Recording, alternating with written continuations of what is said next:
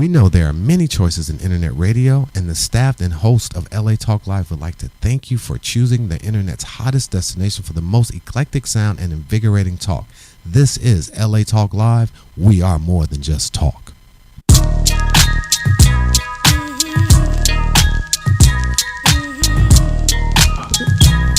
What's up? Welcome to GospelRhythms.com, Talk Live Radio at LATalkLive.com, Life Edition.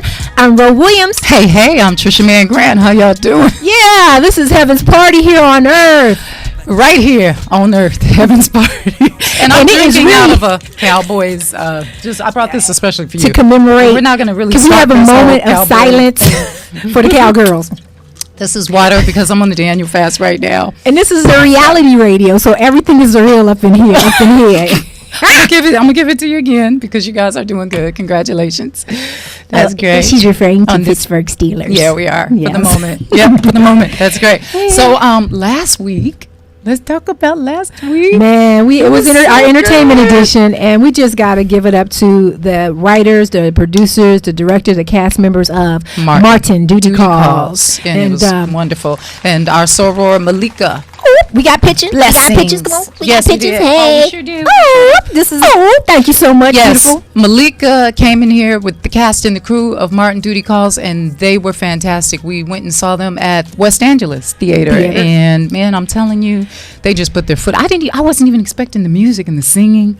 Wait. And can we just talk about the singing? It ain't even singing. It's signing. It's singing. That baby had a beautiful. And you know voice. they're coming back. So they're going to be going to Selma, Alabama in May. So they will be back in studio. And I had a special request for them to bring everybody, for the entire team to make it in. And so they can hopefully bless you with a taste of what you won't get to see because they'll be going to Selma. But you can see no matter what corner of the world you're viewing this from because you can bring this projection to you. Definitely. And it doesn't have to be, a Black History Month thing. It could just be a history thing, an educational thing. It doesn't always have to be Black History Month, to talk about our ancestors or the wonderful people that came before us and did great things and invented so many things and inspired us, the actor that played Martin Luther King, I was like, you really talk like that. I wish I had a ticket. I got the ticket. Do you have it on you? Let me see. Is his name on there? They don't have it. Okay, hi. Yeah, okay, help us, Lord. Help us take it right now. Okay, let's see. Is the name? I actually left all the names, Bad Road at home. I know. Because he wasn't able to make it in the studio last week, but he was phenomenal. And the young lady that played Coretta, she was phenomenal. We're sorry, guys.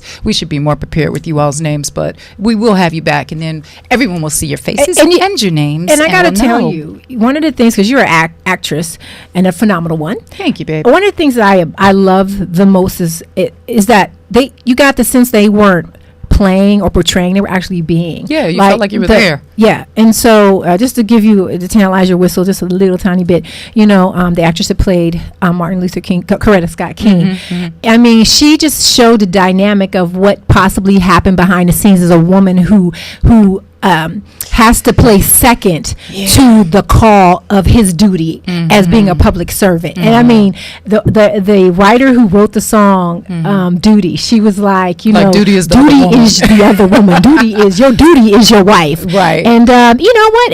And actually we got a husband and wife duo team to work together in ministry. Maybe we can, maybe they can light us on the challenges that might bless someone, even yourself, because your husband has a call of duty to be out there and ministering and working and acting and singing, and so I'm sure that's the dynamic of being a supportive role player that you have to contend with every day and still want your husband home. Exactly. And I have been there many times, and it's not easy. Let me just be real. Can I just be transparent for you guys?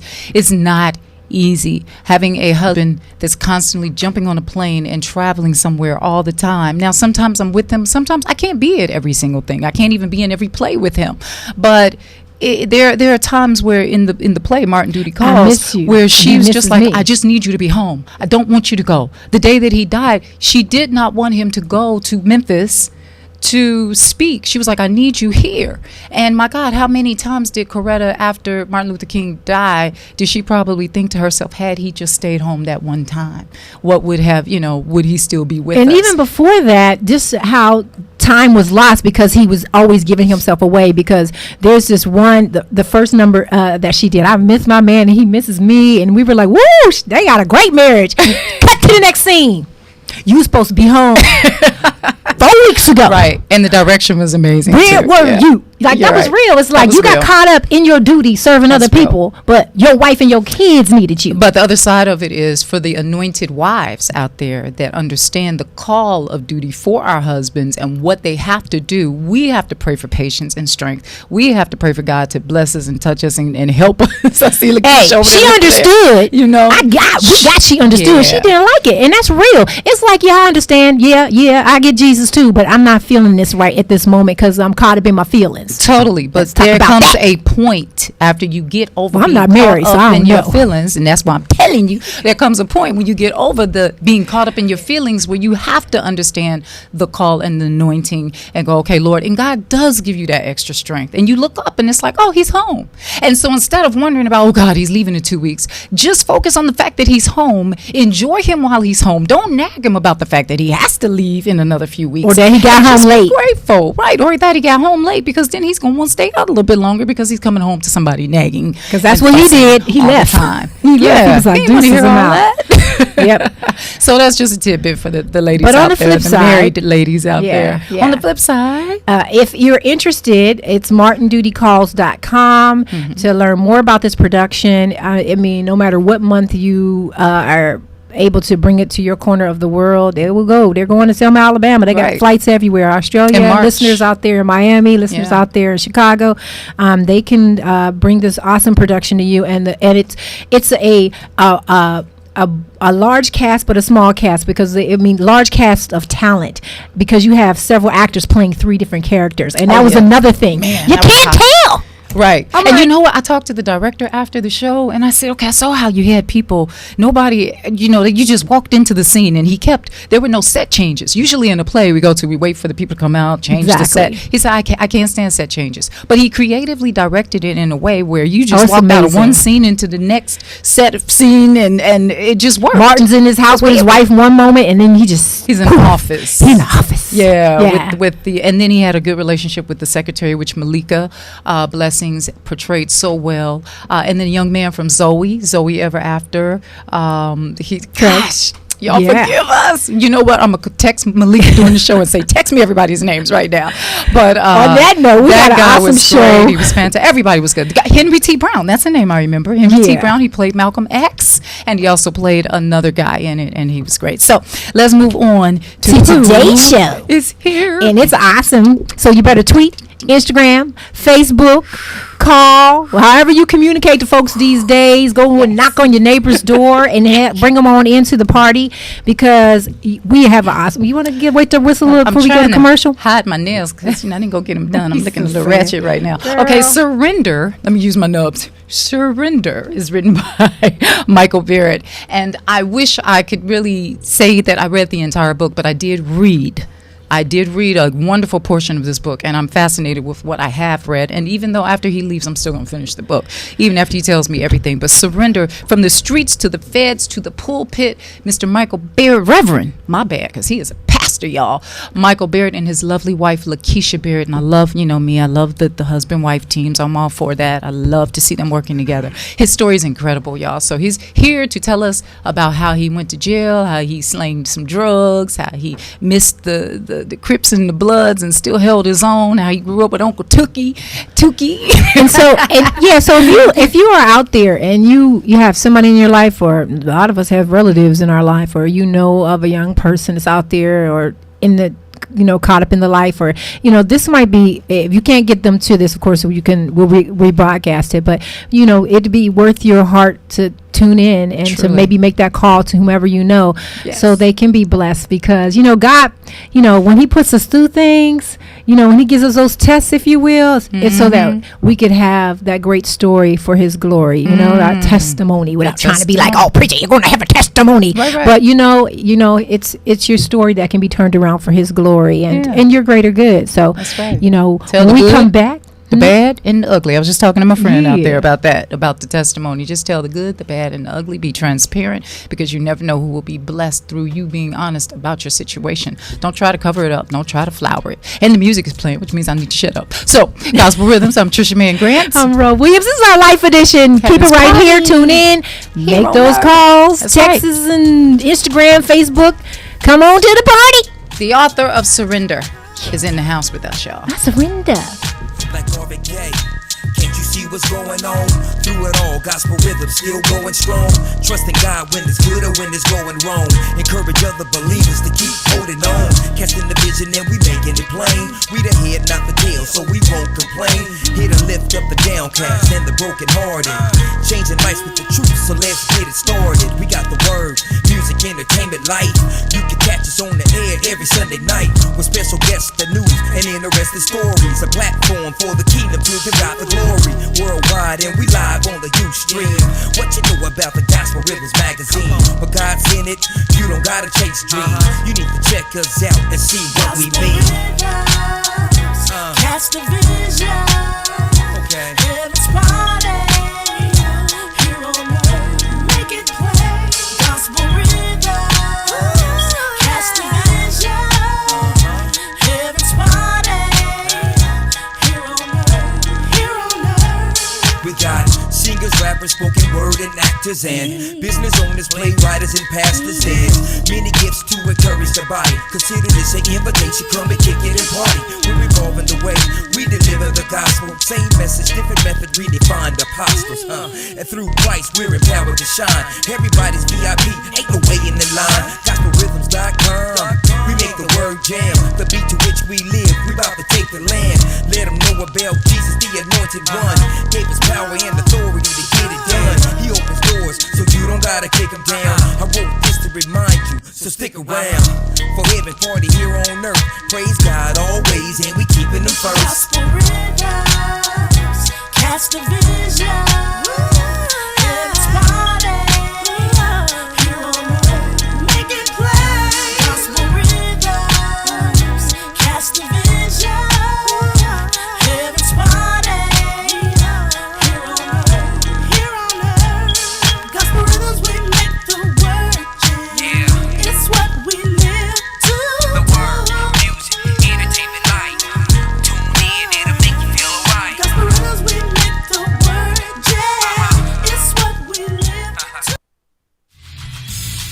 Hey, shout us out. What's the count? I'm your host. I am WDC. Tune in to WDC Radio on LA Talk Live every Saturday at 4 p.m. Pacific Standard Time, 7 p.m. Eastern Time for sickle cell trait awareness, lupus, bullying, mental health, and all different aspects of life. So tune in to WDC Radio right here on LA Talk Live. Also, you can listen to us on iTunes, Live 365, YouTube, and Ustream. And don't forget Apple TV and Roku right here on LA Talk Live, where we're more than just talk. Shout us out. What's the count? Hi, this is TJ, inviting you to join us every Sunday at 2 p.m. for Veterans Day Live. Join us as we provide info that would help all military personnel. So don't forget to tune in to Veterans Day Live every Sunday at 2 p.m. That's every Sunday at 2 p.m. exclusively on latalklive.com. You can also catch us on iTunes Radio R&B, Radio Flag, TuneIn Radio, Live 365, AHA Radio, TiVo Radio, and Apple TV Radio, or just watch and listen directly at latalklive.com. Reality radio, handcrafted for your listening and viewing pleasure. This is LA Talk Live, and we are more than just talk. Hey, this is Trisha Mann Grant, and I am inviting you to join us every Sunday at 4 p.m. Pacific Standard Time for Gospel Rhythms Heaven's Party here on earth. And join us as we talk to the Christians, just not any Christian, but all Christians of entertainment and all walks of life. Don't forget to tune in to Gospel Rhythms Heaven's Party here on earth every Sunday, 4 p.m. Pacific Standard Time, exclusively on latalklive.com. You can also catch us on iTunes Radio RNB, Live 365, Radio Flag, TuneIn Radio, AHA Radio, TiVo Radio, and Apple TV Radio, or watch and listen directly at latalklive.com. Reality radio handcrafted for your listening and viewing pleasure. This is LA Talk Live, and we are more than just talk.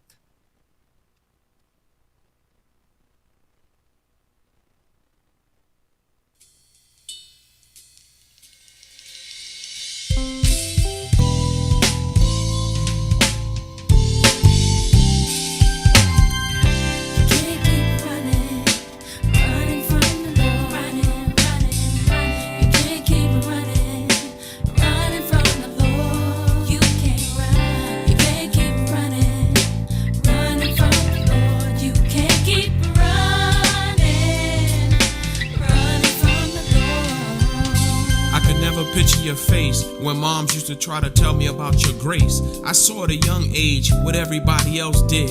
Pops wasn't there to guide me because he was up north for 15 to life doing his state bid. The road for moms was more than she could bear. She called on your name, but in my darkness I couldn't see you there. She trusted in her prayers, but I had to go for what I know.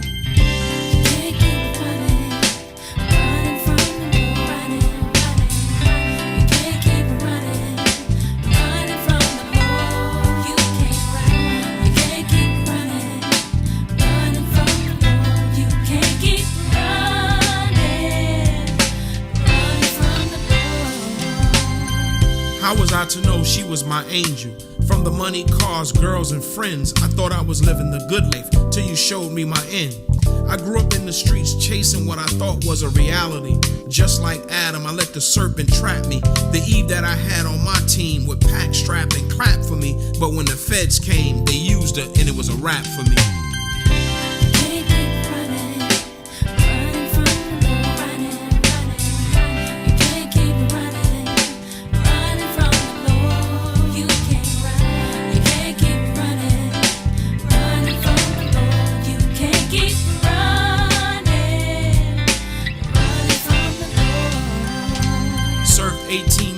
On the 22 they gave me, and I know it was because of mom's prayers that you saved me.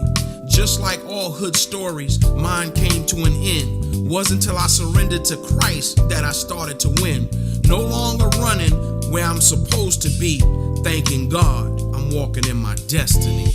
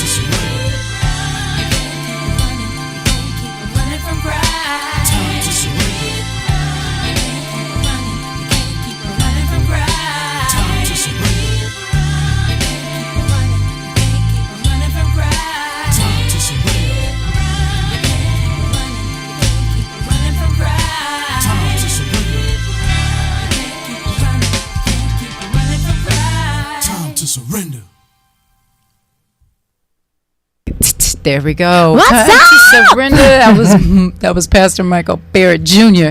and he is in the house with us today, and his lovely wife Lakeisha Barrett. Hello and welcome to Gospel Rhythms. We're introducing. Well, you know what? We're gonna give you all the special thing after we do the bios. But that was Can't Keep Running. Yes. And I'm sure it's autobiographical, and I can't wait to get into the story because that's basically what all prodigal folks do, right? We go a running. We go a running. So I'm really interested in finding out what it is that we can't, what do we do to can't keep running? Because even those of us that think we got it together, we running from something. I know. And before we get into the bios of Michael and Lakeisha, I'd like to go ahead and give the names which Soror Malika did send to us of everyone that we were trying to say of the play Martin duty calls. Okay, Chaz Ingram played Martin, and Chaz, and Debrion Poema played Coretta. Gregor Mann, Reverend Abernathy, and Henry Foster Brown, Malcolm X, Bayard Rustin, Luther Watkins, Tori Devon Smith, John Lewis, James Bevel, Kevin Scott Allen played J. Edgar Hoover, and white bus driver Malika Blessing. You go, sis. You played Rosa Parks, Dora McDonald, and Eleanor Charles. So we just wanted to give them a proper shout out and do it the right way. Yeah. Thank God for the ability of technology to make that happen. For those of us who got some Thomas. But this is GospelRhythms.com, Talk Live Radio, Life Edition. We're back. Hey, I'm Ro Williams. And I'm Trisha Mann Grant. Yeah. And this is, we have a great, awesome show for you today. I'm so excited. Author, man of life who's lived a life. Tell us about Pastor. Tell you about the pastor, Michael Barrett. He is a sure example of what God can do. He didn't grow up in the church. He grew up on the streets of Harlem, New York, and Inglewood, California. Following in the footsteps of his father and uncles, landed Michael Barrett at the age of 23 to federal prison for 18 years for running a drug organization. Now, after 9 years of being in prison, Michael Barrett found God and became an ordained minister. During this time, Michael Barrett began to conduct Bible studies, ministering to inmates and staff alike, and within less than 3 years left on his prison sentence, the warden of the institution allowed Michael Barrett, still a prisoner, to preach outside the prison gates in the community with an armed guard escort. Favor. As a husband, father of 4 biological daughters, 2 bonus daughters, and a grandfather. What? He looks so young. At the age of 44, Pastor Michael Barrett is on a mission to do God's work and make a difference. From the streets to the feds to the pulpit, Pastor Michael Barrett Jr.'s life story and his message calls to all over to surrender. And behind every great man, amen, is a great woman. Come on now. We got his wife, Lakeisha Barrett, in the house. The wife, the rib of Pastor Michael Barrett, and a mother of 2 biological daughters, Lakeisha and Kimona. Did I say that? Lakia and Kamora. See, I missed it. I told her, but I already gave you the and 4 bonus daughters. Lakeisha accepted her calling as a minister February of 2015, just last year. Amen. And comes from a loving, God-fearing family. A Kansas City, Missouri native, she and her daughters moved to Los Angeles September 1st, 2012. And while working on her upcoming gospel album, Lakeisha and her husband, Michael Barrett, both worked at LA Praise Talk. Oh, they do work at LA Praise Talk, LA's first 24-hour, 7-day-a-week full gospel television network. The Barretts have a talk show titled Talking with the Barretts, and Lakeisha, along with 3 other women of God, have a talk show entitled Speak the Truth that airs Thursday at 8 a.m., 3 p.m., and 8 p.m. all Pacific Standard Time. All right. The Barrett family serves under the leadership of Apostle Ronald C. Hill and his wife, Lady O.C. Hill, at Love and Unity Christian Fellowship, located in Compton, straight out of Compton. Inspired by her husband, Lakeisha is preparing to write her first book titled More Than a Trophy. I like that. All right, so the story of her life. Yeah, we're gonna give them the introduction to the Barretts. All right, ladies and gentlemen, Gospel Rhythms would like to announce that we have the Barretts. Thank you for the invite. God bless you. You both, Trisha and Ro, and we just thank you for the opportunity to be here and to really be able to share what God has laid upon us. And we just thank you for the opportunity. It's our pleasure to have you here. Yeah, it's an honor. Are you kidding me? And I can't wait to finish this amazing book. It's good, y'all. I'm telling you, so far from what I've been reading, it's good. All right, so go ahead. Let's talk about, you were 4. How old were you when you saw the first murder a woman pushed out of her window across the street because she had been robbed, and the guys were upset that she saw their face. What age I probably were you? was about 5 years old, and my grandmother lived in Harlem, one of the most notorious blocks in Harlem. All these rappers today claim to be from that very area. That's how well known this is. In 140th Street between 7th and 8th Avenue, and I was looking out the window, out of my grandmother's window, and I saw an old lady get pushed out of the window. And at that age, I saw that, and actually back in the days, the basement part of the buildings had coal in it, and she literally fell in the coal, and the police and ambulance came and everything like that. And no, they didn't run to my door and question me or anything, but I did see that at a young age, and I didn't share that with too many people until I actually wrote the book. That's traumatic, though. That's so traumatic. But you grew up in, let's paint the picture for everyone, because you were in a building where your entire family pretty much lived in this building, in like all the different apartments, right? Grandma was down the hall, aunties and uncles, cousins everywhere. Would this be a project?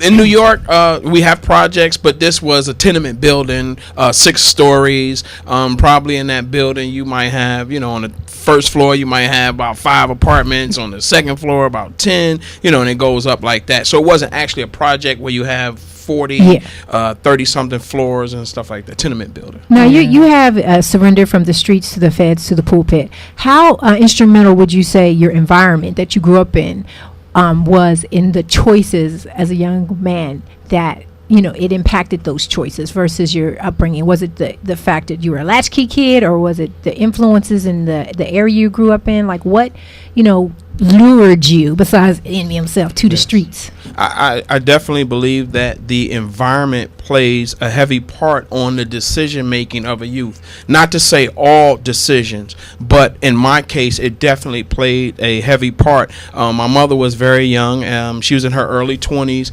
and she got involved with my dad. My dad was a major drug dealer in Harlem. He was about 6 years older than my mom, so he coming through with the big Cadillacs and the mink coats and all of that stuff. And my mother worked at the bank, and she was attracted to him. She didn't know no better at that time. That was the first person she fell in love with, and lo and behold, he was a drug dealer. And when she got a whiff of his lifestyle, shortly after that, she said, what, I don't want this for my son. And she moved me to California, and we moved to Inglewood, California, and I was about 8 years old when that happened. Now, you do state that you did go to visit Dad in jail. Yes. What age do you remember that first time going to visit him in jail? Well, what actually happened, when my mother brought me to California in 1982, my dad escaped from prison. And when he escaped from prison, lo and behold, I'm riding down the street on Crenshaw and 110th Street on my bike with my friend, and a car pulled up, and it's my dad. I didn't know my dad had escaped from prison. I'm just thinking Dad is out. And he says, get in the car. And I got in the car with him. And next thing I know, I'm in New York. He calls my mother. My son is with me. I got him. And I go to his club right in the midst of Harlem. So I see the club, the women, the money, the cars, and the respect that my father had. And how old were you? At that time, I was about 10 years old. Wow. I was 10 years old. Yeah. What'd you say? Kidnapped. Yeah. Now you talk about Uncle Tukey a lot, because he was instrumental in taking over for the place of Dad. But Uncle Tukey was still doing basically what Dad was doing while he was in jail. And Uncle Tukey had you, but he used to give you money. Yes. And all the kids in the neighborhood were jealous because you had all the good clothes and everything. Yes. What was that like, being materialistic at such a young age? I definitely believe that we do a disservice to the child when we do that, because what happened was there was a different role. When I would be with my mom, she worked a 9 to 5, and you asking her for the latest Jordans and the latest clothes, and she couldn't do it right then and there, and you don't understand that. But when you're with your uncles, especially during that time, they would, anything you wanted, it would be like, okay, I got you. He'll tell a girl, look, take my nephew shopping, and next you got a trunk full of clothes and stuff like that. So that's what I wanted to be around, because there was basically never a no. So for me, I didn't realize that at that very young age a seed was being planted into my life. life, you know. So when my dad went to prison, yes, my Uncle Tookie stepped up, and then he became that father figure, and I looked to him for guidance, you know. And I would go visit my dad, and when I came back to California, you know, it just was a difference, you know. Like mom couldn't do what dad could do, or my uncles could do. Now, was Uncle Tookie in the life? Is that how he acquired his money? Mm-hmm. So it's almost like you were in the Big Brother program of the streets. Yes, it to me at that time it looked like a generational blessing. You know, dad is the man and he goes to prison, but uncle steps up, now he's the man, and it looks like a generational blessing. But I truly know today, and I didn't know then, that it was a generational curse. And my dad passed it down to my uncle, and my uncle passed it down to me, and I passed it down to the next generation. So we were under a curse, but it appeared to be a blessing. People dying, people getting addicted to drugs, people getting addicted to the money, to the lifestyle, going to prison. But that was what it was all about, so we thought. And Mama sent you, she took you with her to California, and the way you tell that story about how everyone came out on the stoop and said goodbye, grandma stayed in the window, and just how everybody was crying.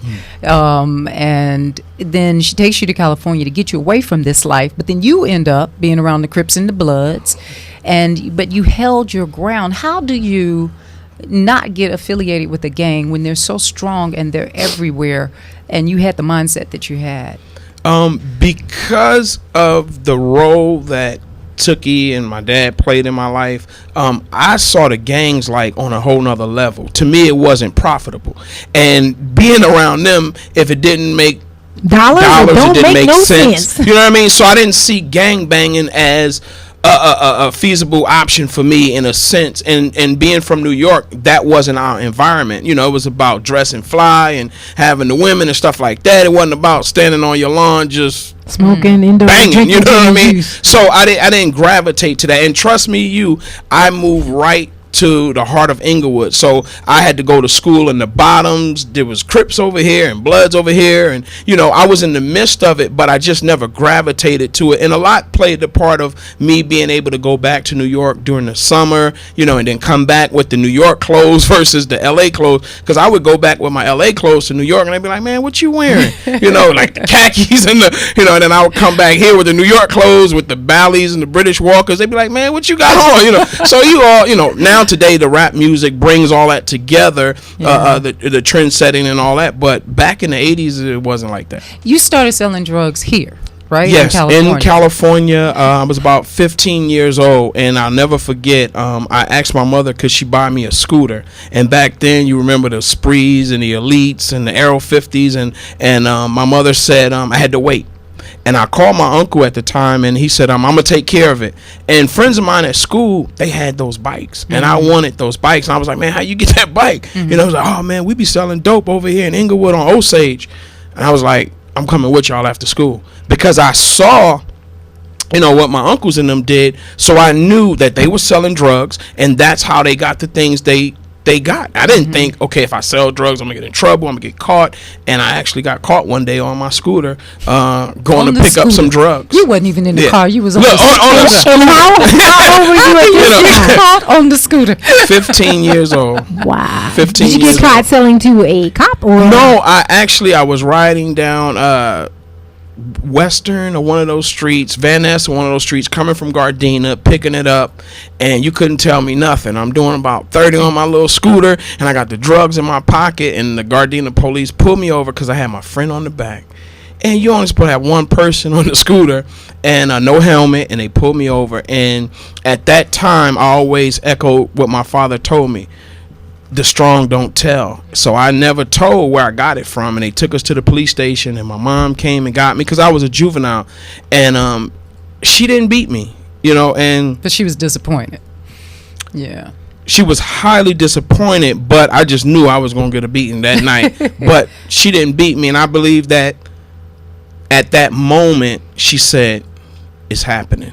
And she didn't want me to end up like my father, but she saw it coming. Yeah, the very thing that she feared. Yes. Now, you went back to New York. You hooked back up with Uncle Tookie. Yes. And instead of him saying, no, young man, I'm not going to let you go down this road, he took you under his wing and taught you this, you know, the whole slinging of the drugs and everything. So what was that like?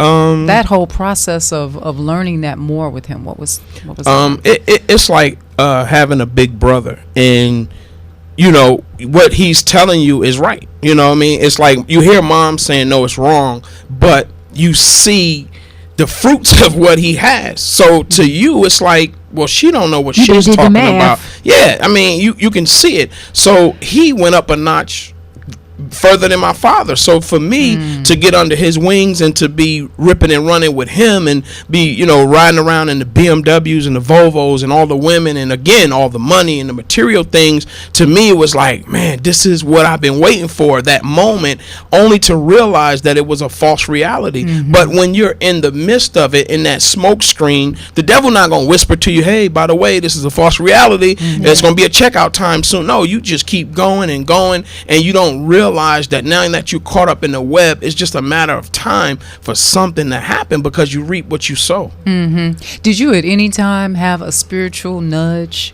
during this whole process before you finally did, you know, was there any time where your spirit was just convicted when you were younger and you were out there strong with Uncle Tookie? The only time conviction came, honestly, is when I would see my mom.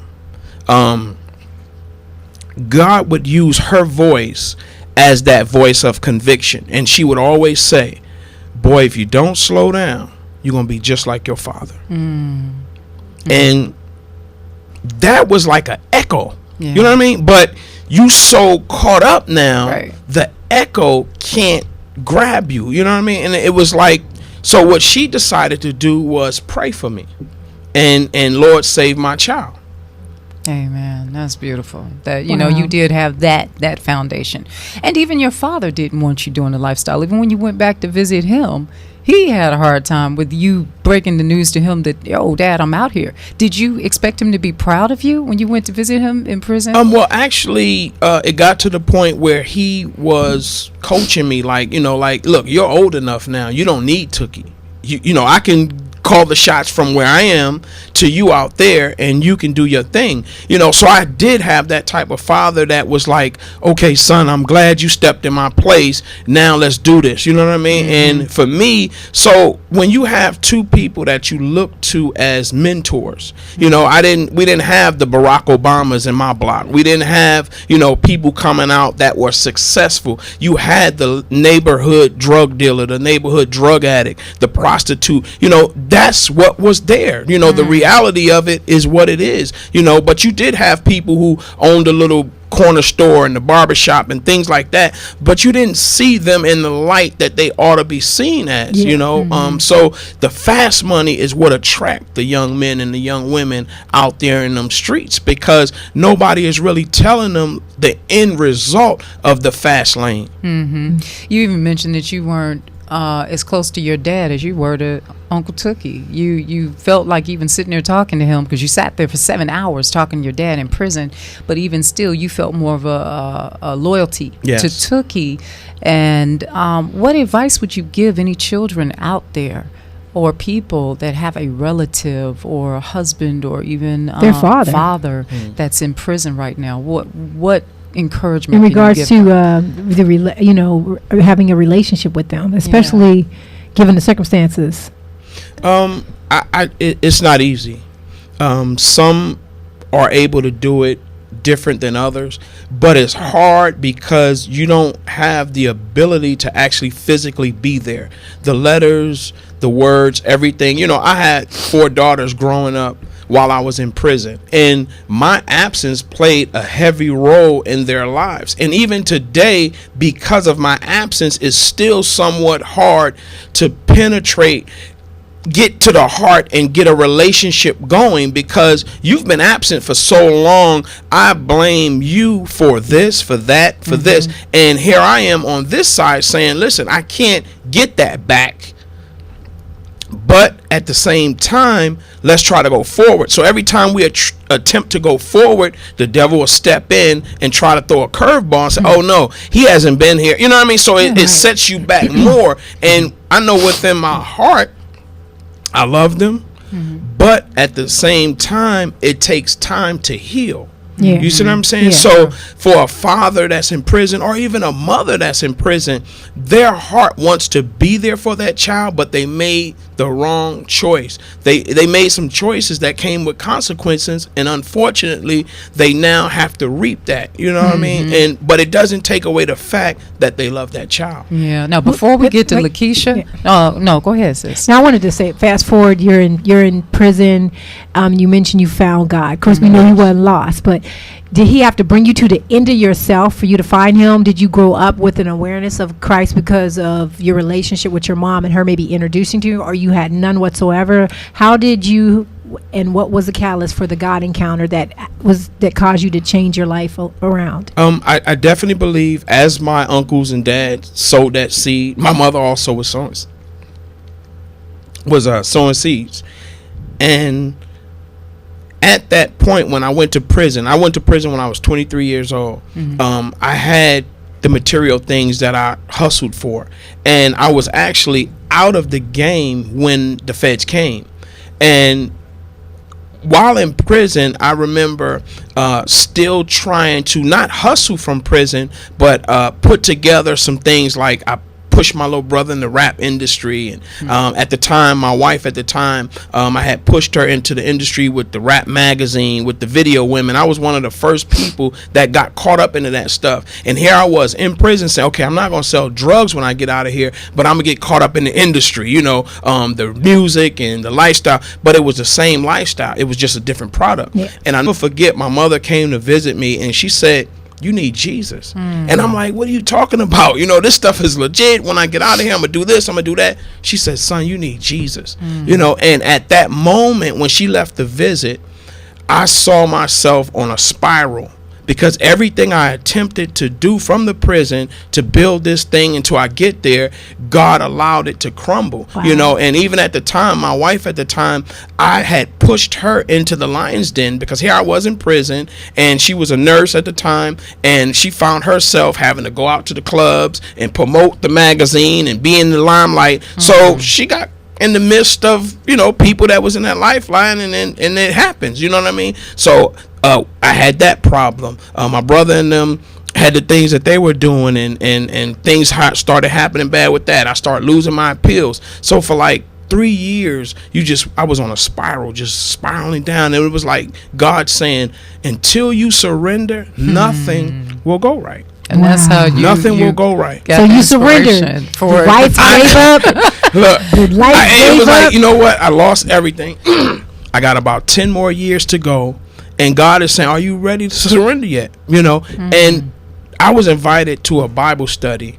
And, that's fast forwarding it. But I was invited to a Bible study. And that night at that Bible study is when I surrendered my life to the Lord. Amen. Wow. Now, was this Bible study in prison? It was in prison. Wow. It was in prison, 2004, Raybrook Federal Prison. And I had already been in that prison for several years. So people knew me. So when they was like, oh, you heard Mike gave his life to the Lord. You know what I mean? I was doing time with people like John Gotti Jr., who was a good friend of mine, still is, and I was in the midst. So people know my story is real. It's not like I was one of them dudes went to prison and turned gay or was into this stuff and then went into that stuff. You know what I mean? It was like I always tell people I stayed true to who I was, but I always tell people that's not what made me who I am. The fact that I didn't tell on nobody, I took my time, that didn't make me who I am today. Christ made me. Amen. And you ministered while you were in prison. You ministered. So after you gave your life to Christ, how long after that did you start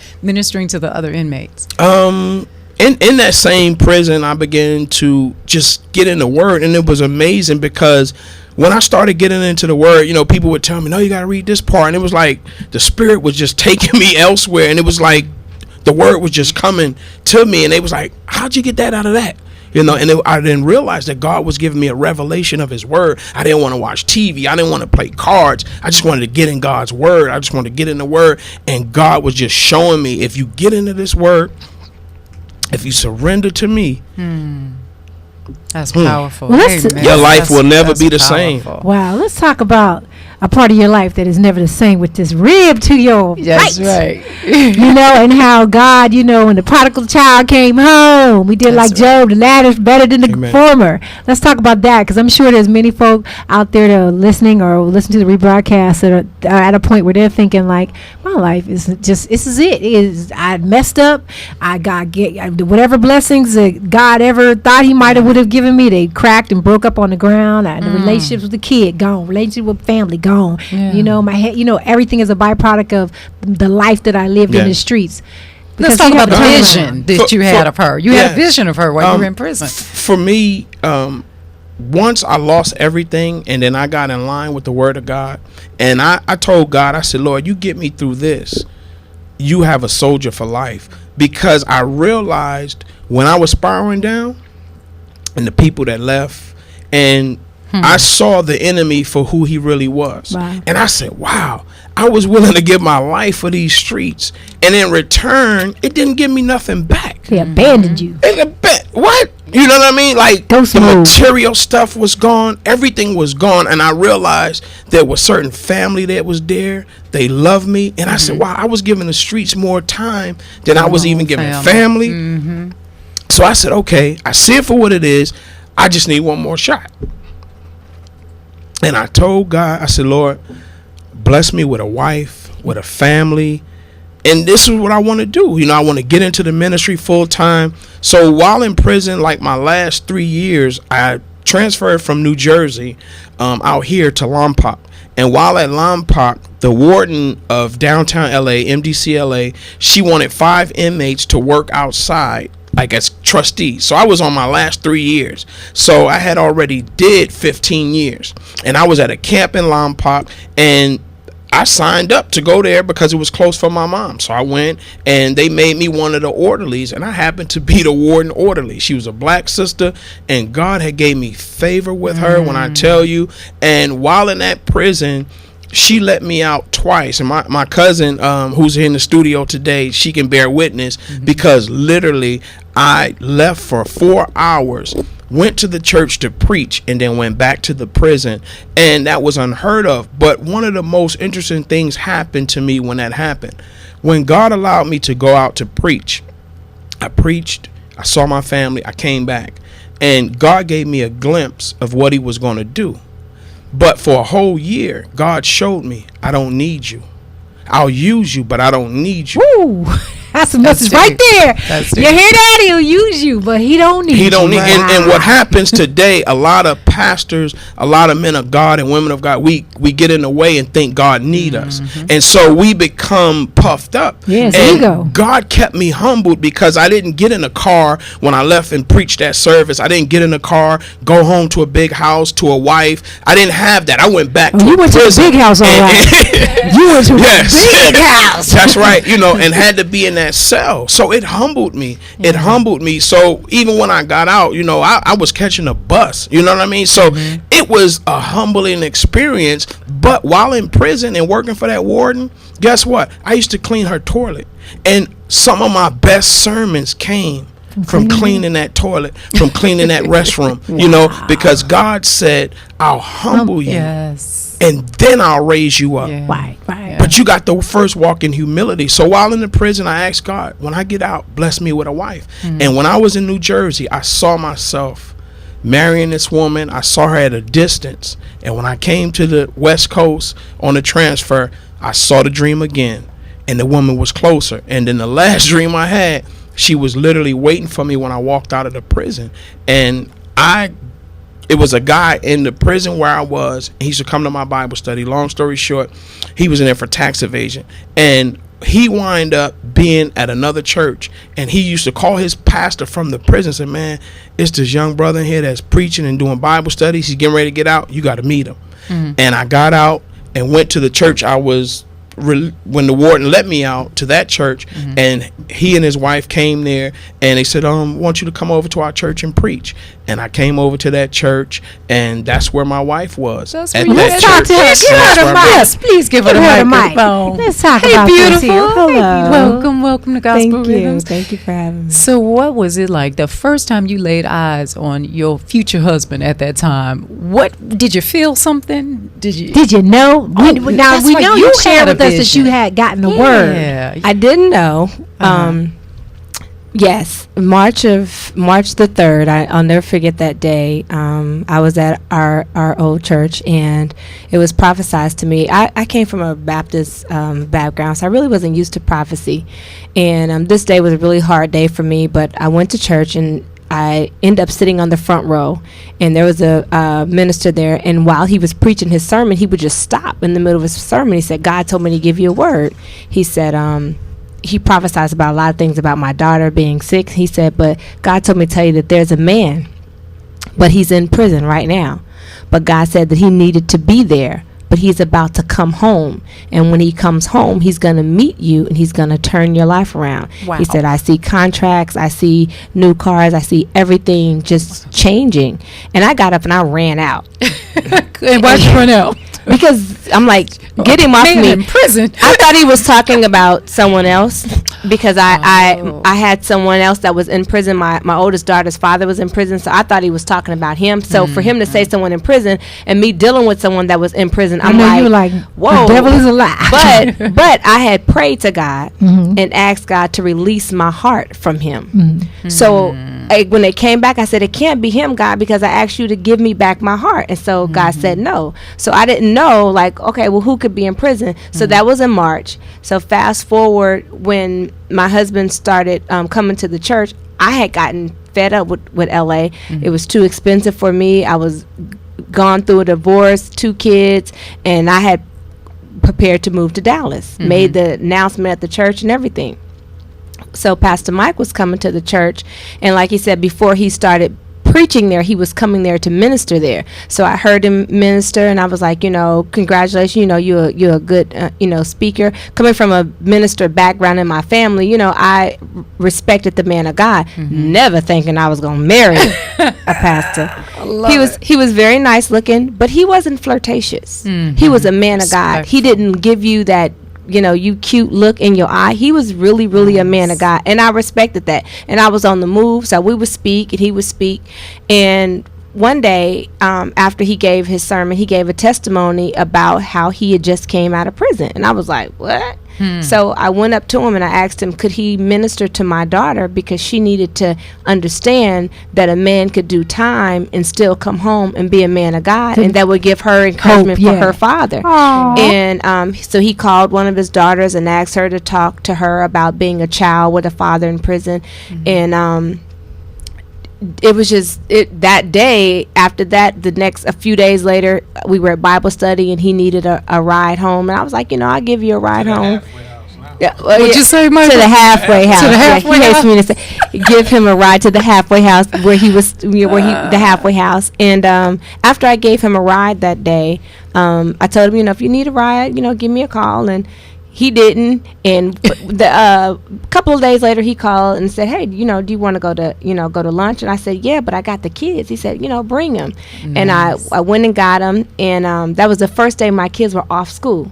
So everything was just in line with God. And after we had dinner, my daughters wanted to go to the park. And I was like, to the park? He was like, yeah, you know what? I didn't get a chance to take my children to the park, so I would love to take them to the park.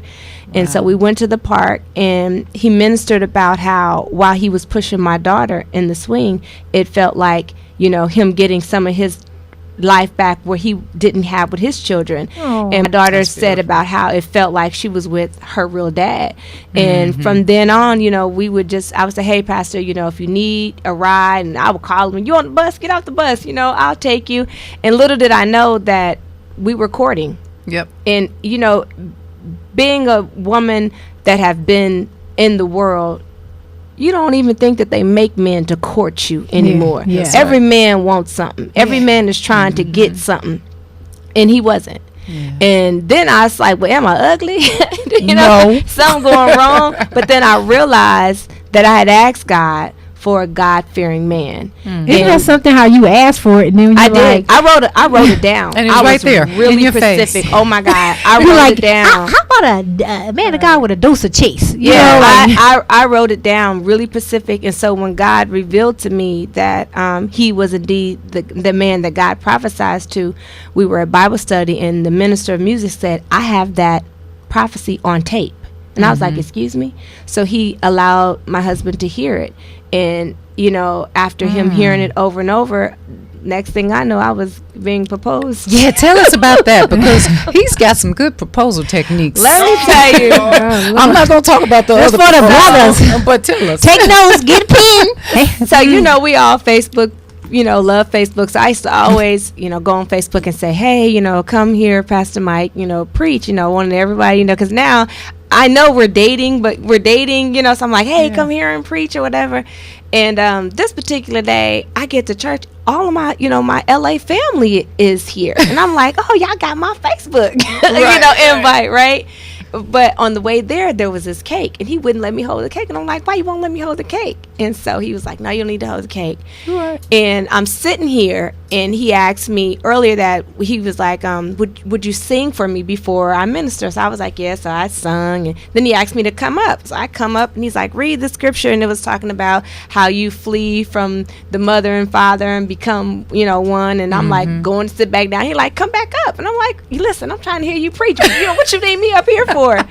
And next thing I know, he's talking about how the prophet prophesies, and he listened to it over and over. And I look down, and he's on one knee with the ring, and I just started backing up. I'm like, what you doing? Like, because normally you talk about the ring, the size, you go through all. You this. had no inkling of whatsoever. Please. You was Absolutely blindsided. not. I was dumbfounded because he had talked to my mother back in Kansas City. They had worked out the ring. They had worked out he had talked to my closest, our neighbors, my grandpa. He had the girl to do my hair, tell all of my family. I mean, he just went all around me. And That's when I looked up, I was like, everybody was like, thank you, Pastor Mike, for inviting me. And I'm like, I know he didn't invite y'all. I invited But he did.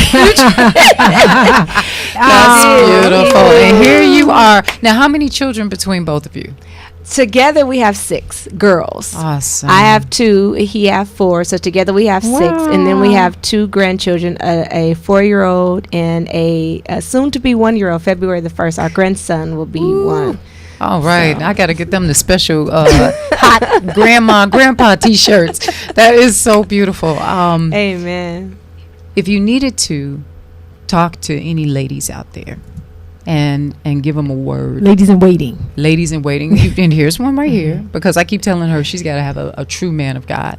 He's going to have to be a strong man of God, because she's got that personality. So minister to her and anyone else out there. The first thing I would do is ask God to release your heart from whomever it's locked up with, because oftentimes we're in prison, but our bodies are free, but our hearts and our souls are locked up.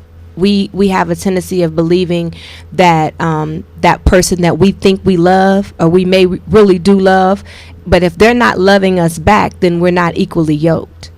And I had to stretch out and pray ugly and ask God to cleanse me and to open my heart to be able to know that I was worthy of being a wife, that there truly was a God-fearing man designed for me. And the reason why I say more than a trophy is because we have to stop wanting to be a trophy, stop wanting a man that's more than what we are. Looking at all the accolades about what he have or what he don't have, or saying, oh, I only like tall men, I only like bald men, I only like this man. When I prayed and I wrote my prayer down, the only thing I asked God for was a man that was God-fearing, that we could walk this world hand in hand and save his lost and weary children. And so when God showed me my husband, I was like, but he in the halfway house. He said, but you didn't ask for him to be in the mansion. Wow. Yeah. I said, but he said, but all you asked for was a God-fearing man. And one thing I know about my husband, I know that he is a God-fearing man. I don't care how much I cry and how much I know for a fact that he loves me, and I know he loved the Lord more. And I'm glad that he loved the Lord more than he loved me, because if he loved me more than he loved the Lord, then I would mess him up. That's right. Because oftentimes I get in me and I want him to do things the way I want him to do them. And he's like, no, if God didn't say it, I'm not going to do it. And we want a man that just love us. But then sometimes you get women to say, oh, well, he's too nice. I don't think there's any such thing as a man that's being too nice. Their chivalry is not dead. You know, I have to remember to sit in the car and let my husband open up the door. It's just, you know, just open up your heart and know that you're worthy. And then know that everything that looks good to us is not good for us. And if we were able to pick our man, we would all be single, because we're gonna pick wrong. Yes, we will. You might need to say that again. Pick wrong. That should be on the book. Really, if we were able to pick our men, we would stay single, because we're gonna pick wrong, because we pick men from a fleshly desire, and it's not about the fleshly desire. Esther, you know, wasn't able to get the king because of what she wanted. She was able to get the king because the first wife. A lot of people, when they preach about Esther, they don't talk about the first wife who played herself out of position. Esther was the second wife, but there was a first wife who didn't want to do what her husband asked her to do. And it's hard for women to be submissive.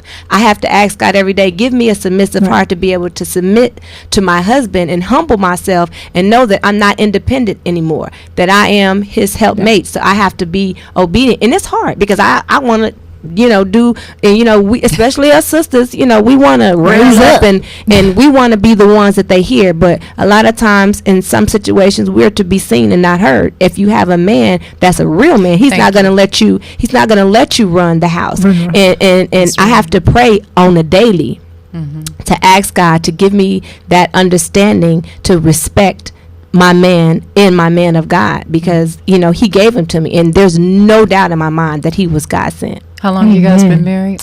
August the 2nd will make 2 years. You know what? You all have the spirit of being married for a long time, and that's great. How do you overcome your challenges? What do you do when the challenges come, even amongst you? We pray. Do you guys grab each other's hands and pray, or one of you takes the initiative? Let me answer this. And that's the mistake that people believe in marriage. Challenges come, and you know, we're fresh in marriage, so we got to get to know each other. But the best thing that we have is we allow God to be the mediator. I love my mother-in-law, she loved my mother, but that can't be the mediator. That's right. God has to be the first mediator, not cousin, not sister, not brother, not friend. God has to be the mediator, because what happens is God will set a whole nother tone. And when God sets that tone, you have to listen to the voice of God, you know, and you can bump heads, you can, but at the end of the day, when you allow God to speak, it'll just set a whole nother tone, you know, and that's really what needs to happen in relationship. So when you allow the rock to be the foundation, and then you just grow from that rock, and it works, but it's not always perfect. You know, if it was perfect, we wouldn't need the rock. Exactly. You know? It's not always easy. No, it's not. We've run out of time, but before we close, just to share us a little bit about the show that you have together on the Christian Network, and we're where they can LA, follow you. We are on LA Praise Network, channel 54.2. It's a 24-hour, 7-day-a-week Christian television network. We got Talking with the Barretts. My wife has Speak the Truth with some beautiful ladies who are women of God. They do that. We're also on Facebook. I'm at Michael Pastor Barrett. My wife is at Lakeisha Nico Rambo Barrett. I hope you got that, because sometimes I forget. Lakeisha Nico Rambo Barrett. Facebook, we're on Twitter, we're on Instagram, and Surrender the Book. You can go to kingdomtainment.com. Check that out. You can check it out at Barnes and Nobles, Amazon.com. Also the movie, we're working with Justice Singleton. She did the script, and we're just looking for that right person to come out and say, you know what, God told me to give you $10 million for this funding for this film. That's right. If they get the book, If they get the book If they get the book from kingdomtainment.com, then my husband will autograph it and send it back to them. And also, if they're in prison, if they have someone that's in prison, we are a publishing company, so we can send books in prison. So that's Kingdom, KingdomTainment, kingdomtainment.com. Wow, you guys are doing it. Well, congratulations. I'm so happy Thank for you. Thank you for your having success in Christ more so than anything, and your success in your marriage. God bless you guys. Thank you for being on the show. You've encouraged me today. Thank you for the living epistle, the example of showing this side, because you don't look like the life that you was out there in the streets living. This is our first single. Oh wait, then you sing too. This is me singing. Okay. Yeah, come on. You can't keep running from the Lord. You can't keep running from the Lord. You can't keep running from the Lord. You can't keep running from the Lord. I could never picture your face when moms used to try to tell me about your grace. I saw at a young age what everybody else did. Pops wasn't there to guide me because he was up north for 15 to life doing his state bid. The road for moms was more than she could bear. She called on your name, but in my darkness I couldn't see you there. She trusted in her prayers, but I had to go for what I know.